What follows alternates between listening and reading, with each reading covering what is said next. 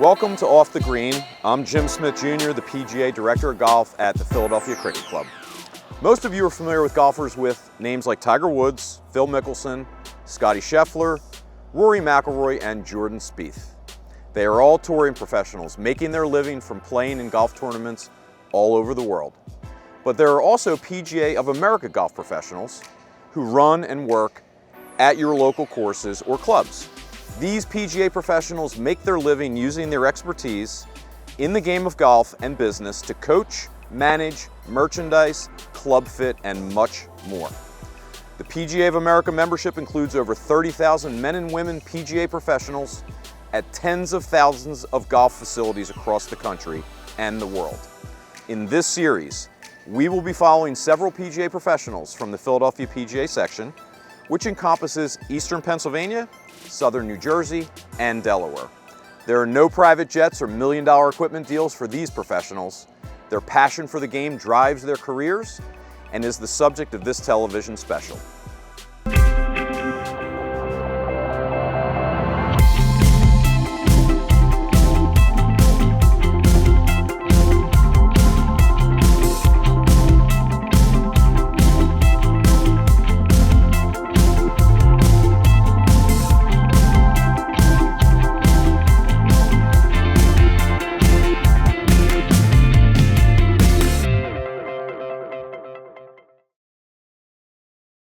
Off the Green is supported by Haverford Trust, committed to quality investing with a dedication to service and reliability.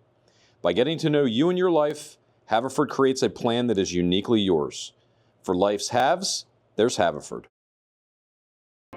For your investment management must-haves, there's Haverford. From anyone you speak with, from the front desk to your portfolio manager to an investment officer, we make everything feel really easy so that you can sleep well at night. Everybody here is working together for that one goal, to make sure our clients are very well serviced.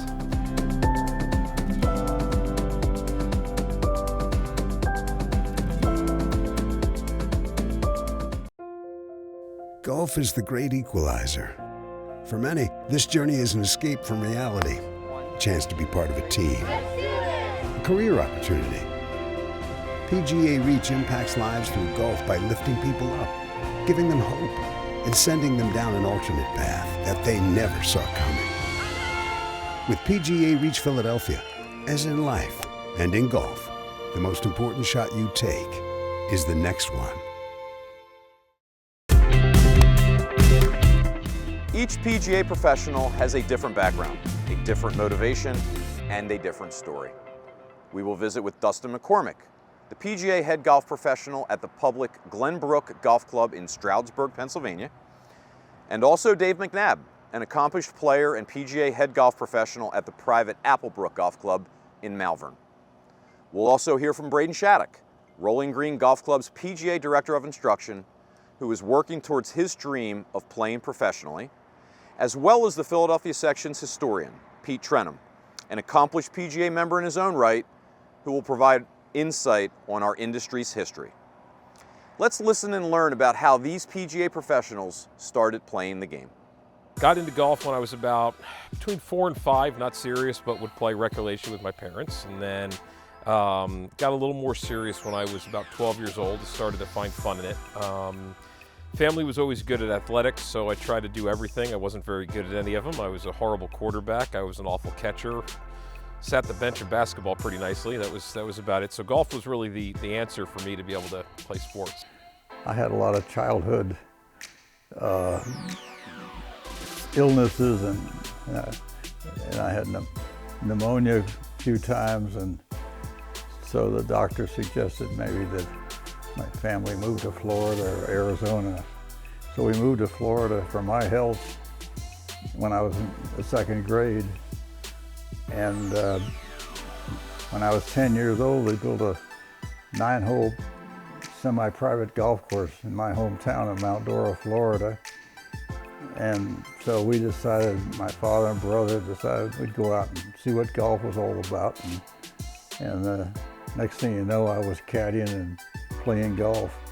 And the dues were $60 a year for a family, and I made more than that caddying. I mean, I've got some pictures of like myself at the driving range with my dad when I was probably about this big. So, you know, probably, I would say start playing golf probably 7 or 8 years old. We didn't have a high school golf team, so just kind of played recreationally, and then played up until I was probably a year or two out of high school, and then didn't play for a couple years, and then kind of picked it back up again probably in my early 20s or so. I don't know what made me start playing golf, but I know my dad got me into golf when I was really young, 4 or 5 years old. Got me the old 3-club plastic set, whack around the house, and then eventually just whack around the backyard. And I don't know where I got it from, but I just would whack the ball back and forth across the yard for like 3-4 hours a night. And that's kind of where I started. For me, it was a great out. And it opened up a lot of pathways. I was 13, I started working at Mountain Manor Inn and Golf Course, which was a 36-hole facility up in Marshalls Creek. And I was a junior member here, which was kind of neat. So I've been playing here since I was 10 or 11 years old as well. My grandparents were good friends with the previous owners, so we had a lot of connections there. So we got to play a lot of golf here as well, so that was fun.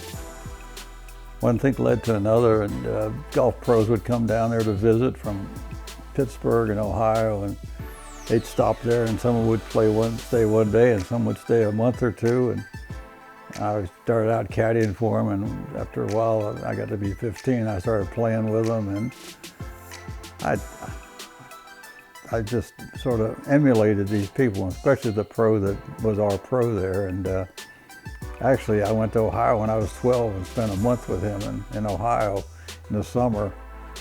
And so I just started thinking about that would be a great life being a golf pro. And I thought these people were great people. And I saw that, they worked in the summer and had some time off in the winter. And my father worked 50 weeks a year and had 2 weeks off when it might rain. And so I thought it'd be nice to work hard for 7 months and then take some time off and go play golf and maybe play in some tournaments in the South. I mean, I would say probably the most specific goal that I had with regards to playing is I wanted to compete in a major championship, which seemed pretty far-fetched back in 1996 or 7. That was probably the most specific. The other, some of the others were, to win a section championship, to be a player of the year, that sort of thing. But those are all, they're honestly dependent upon what happens in your life, what happens with your work. And I was fortunate enough to be at Cavaliers and at Applebrook, where they supported that and allowed me those opportunities. And as I kind of worked along that path, I just kept getting better and better, and was driven to see how good I can get. So when I was young, my dad helped me, but he sent me when I was I forget how old I was. They sent me to the Eric McLuhan Golf Academy, so I did that for a little while. And then Bob Pfister, the head pro over at Rolling Green, who used to be over at Lanark, he helped me a little bit. I worked with Rich Steinmetz a little bit. And then when I was at Concord, I worked with Butch Johnson. And since then, I've worked with a number of different pros, just kind of like piecing things together. But as a kid, I'd say a majority of my lessons were spent with Bob, Rich, and Eric. So I started playing when I picked the game back up again. I had a friend who introduced me to one of his friends who was actually a golf professional. At one point, he had since gotten out of the business. And we would play a fair amount of golf together, and I progressively got a little bit better, and he said, you should think about getting into the golf business. And basically one thing led to another, and it was like, well, how do you do that? What's the best path for that? And one thing led to another. Filled out some resumes. Didn't get much action in Michigan, but had some family here in Delaware. Sent some resumes out here to the Philly section, and had a couple calls for interviews. So Yeah, I started as the range guy because I wasn't really old enough to officially work. And then once I turned 14, my parents signed a waiver. I started helping out with golf carts and moved all the way up to, from cart kid to ranger out on the golf course, hiding in the woods half the time because I wasn't going to yell at adults as I'm 16 years old. It's more just a person driving around that you see, right? And then once I got into college, I kept working there. I ended up, I was a starter, you know, so I was kind of running the 36 holes all the time, which was kind of fun because, you know, they didn't do tee times. It was before an era of tee times. It was show up at 5:30, get in line. So it was entertaining trying to work all that. Definitely learned a lot, golf industry-wise. Just trial by fire, you know, for lack of a better way to do it, honestly. But it was fun. Heard you played the Bear yesterday. I know everything that goes on, and if you don't already know. And I also... My golf pro, he really didn't want me to be a golf pro. He thought I could do something different. And he kept saying, go to college and get an education, and you can probably play more golf than a golf pro would. And then I met a pro who came down there from Connecticut to visit, and he gave me a job working in Connecticut in the summer. And after 2 years with him, my pro gave me a job at Ohio in the summertime, trying to break me of wanting to be a golf pro, show me how bad it was. But I was dedicated, hooked on golf, I guess. So anyway, I just wanted to be around the golf course and the golfers, and even if I wasn't playing, I found it to be interesting. Every day was interesting. I'm going to be playing at University of Delaware, so this upcoming fall. So once I got into college and signed my intentions with the University of Delaware, I was like, okay, cool. Like now I'm going to play college golf at a D1 school. I think they kind of validated the fact that I was decent, at least, maybe not great at golf, but definitely decent, and that I would be able to have a future in golf. And I was going for business. I couldn't really see myself doing anything in business. I'm sure my parents would have liked to see me do something in business, but inside I knew golf was definitely what I wanted to do, whether it was playing, or whether it was teaching or being a head pro. Something related to golf was what I wanted to do always. Well, when you're a young golfer and you're playing junior tournaments or high school tournaments or whatever, and you come close, maybe, you know, you're there. You're not winning, but you're there. You think, well, I'll get a little bit better or whatever. You know, and you play with, you think I could play tournament golf or whatever. You know, you think you can, and you know, I went to college. I played with some great golfers in college, and after a while, you know, I played with Doug Sanders, who won 20 times on the PGA Tour, and Dave Reagan, who played on a Ryder Cup team, and Tommy Aaron, who won a Masters, and Frank Beard, who was leading winner on the PGA Tour one year.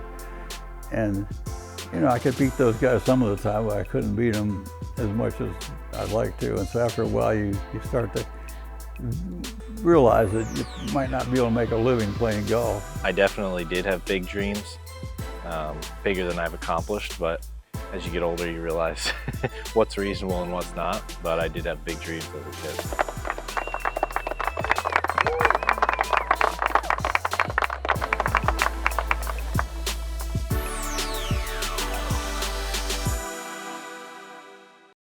Off the Green is made possible through the support of the Valley Forge Tourism and Convention Board.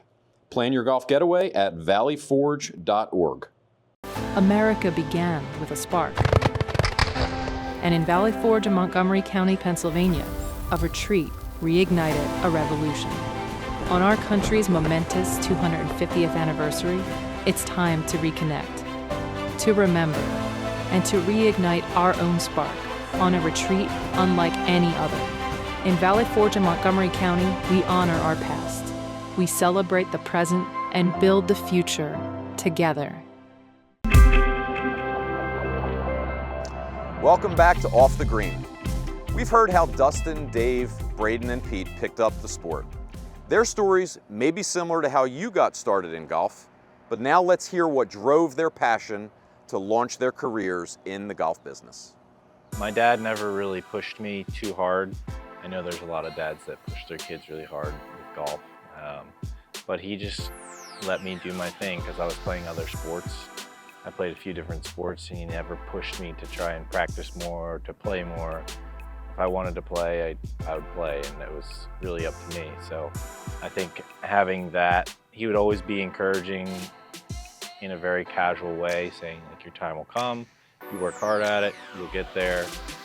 but he would never push me to the point where I'd get burnt out. That was never anything my dad would ever do.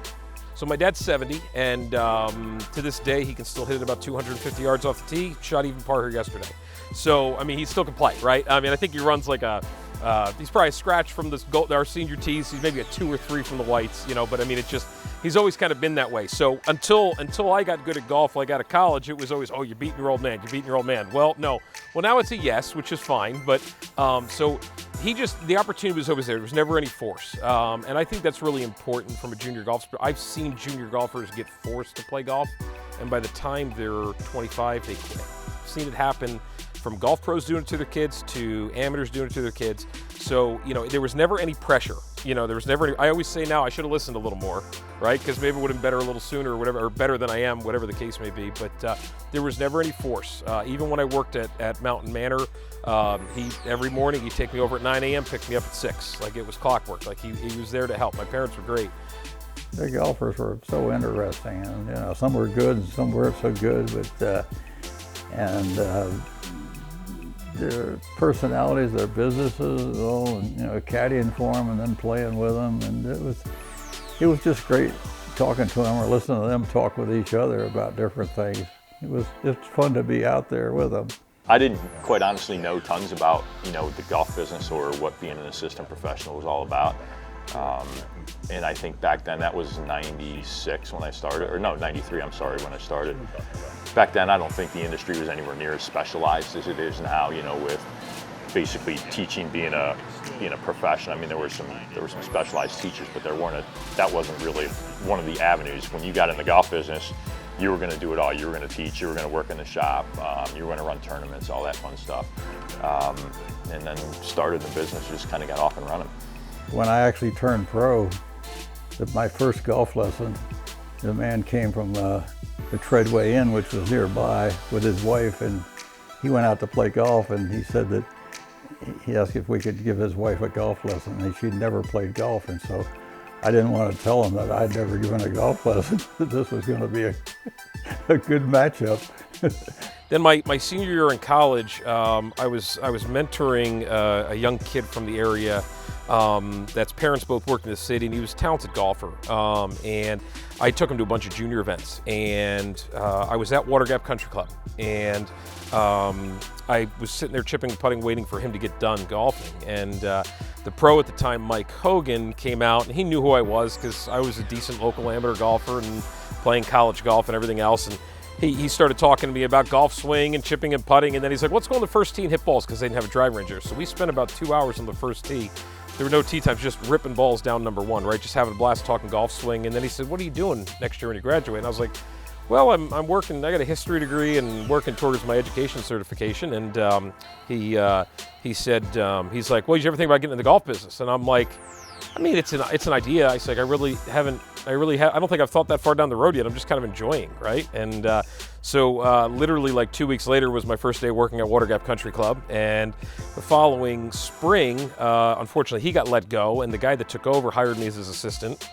A year later, he got let go when I was 24 years old. I was the head golf pro without any form of status or membership in the PGA of America, not knowing what I was doing. But fortunately, I had friends like John Pillar and Greg Wall. 9 holes. 9 holes, got it. And they kind of showed me the ropes, taught me how to run a shop, how to manage a golf course, and that was kind of it.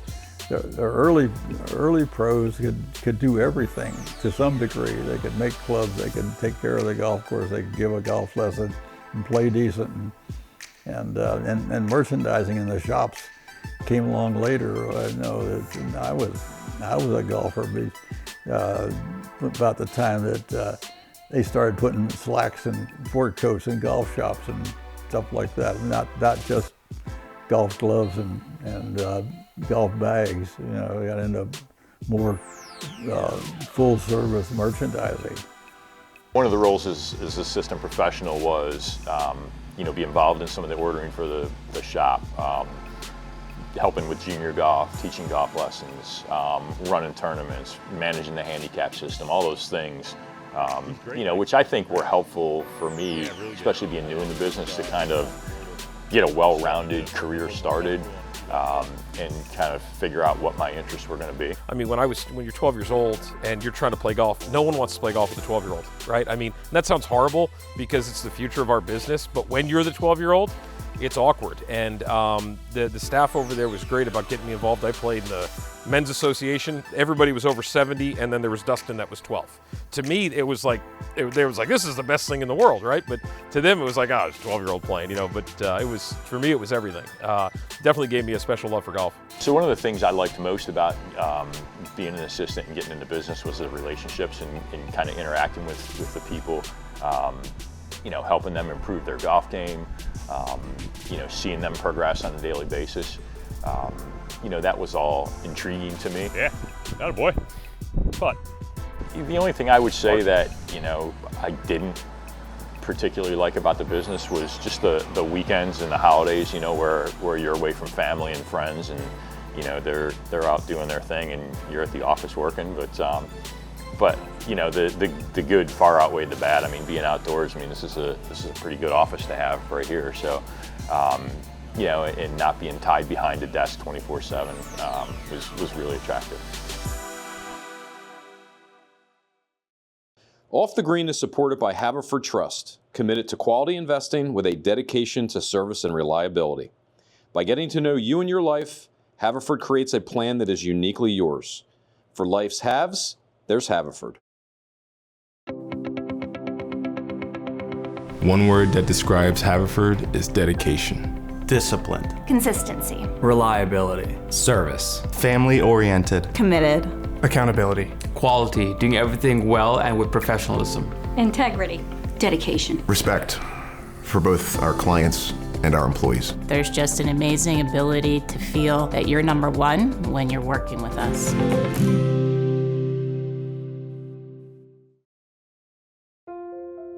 Golf is the great equalizer. For many, this journey is an escape from reality. A chance to be part of a team. A career opportunity. PGA Reach impacts lives through golf by lifting people up, giving them hope, and sending them down an alternate path that they never saw coming. With PGA Reach Philadelphia, as in life and in golf, the most important shot you take is the next one.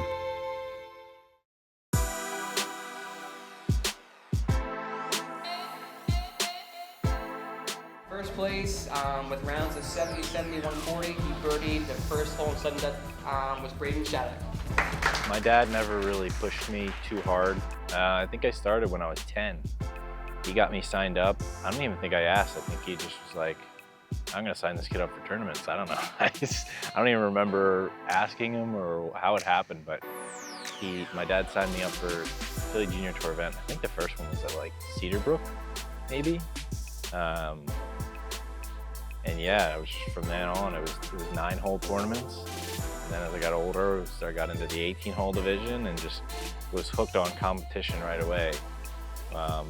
Trying to win a golf tournament was like an addiction. It was like a drug. You know, my wife's been unbelievably supportive of my career, and you know, without her, I certainly wouldn't have anywhere near the success that I've had professionally, personally.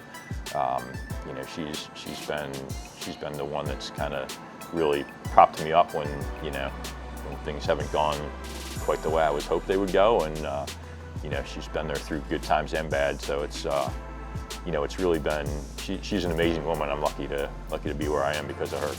I don't think I balanced it. I just, and she did her, she mowed the lawn, and you know, she likes to fix things around the house. That's good. Yeah, and she took the kids places, you know, and but one thing that helped, at one point, we started taking a 1-week vacation in the middle of the summer, and it actually got to the point where the members would say, "Where are you going this summer?" You know, we'd go to the Grand Canyon, or we'd go, you know, California, you know, whatever, you know, Yosemite or someplace. And it really, once you decide to do it, and you know, and you have to find a week when nothing's going on, usually early August or so, you know, and it worked out great, really. Terrified to get married, not because I didn't love Kara or anything else. I mean, that was all set in stone, but I was having too much fun, you know. And she's like, well, I don't really care about any of that stuff. I'm like, yeah, but you realize, like, well, we're married now. We're like, I'm gonna be working till 9 o'clock at night, and at 8:30, if I get out early, the guys might want to go to the casino, or it might be poker night, or it might be whatever it is. I mean, I'm a degenerate in the finest order. So, and she's like, I don't care about any of that, and I'm like, yeah, but I'm like, you might start, and that scares me a little bit. And she's like, I'm telling you, I don't care about any of that. She goes, it's fine to have fun, and I'm like, okay. So we've married 14 years now. She still doesn't care about that, which is so it's amazing. She's unbelievable. So she's absolutely awesome. She puts up with everything I do, whether it's driving to Philly twice a week or the section stuff that we get involved with, or here till late at night. She's happy, and that's all that matters. You know, it takes somebody special to be able to support you when you're not home and when you have to be at work at, you know, the crack of dawn, or you're not coming home till after dark. So yeah, she was certainly instrumental in kind of supporting me and letting me do kind of what needed to be done. Now that we've learned about the beginnings of Dustin, Dave, Braden, and Pete's careers, we'll dive into what their daily life looks like. We'll hear from Dave and Braden about balancing their work days with their playing careers, and from Dustin and Pete about the daily grind of golf operations. While our local PGA of America golf professionals may not be household names, their commitment to the sport is imperative to the health of golf in Philadelphia. We hope to see you next time on Off the Green.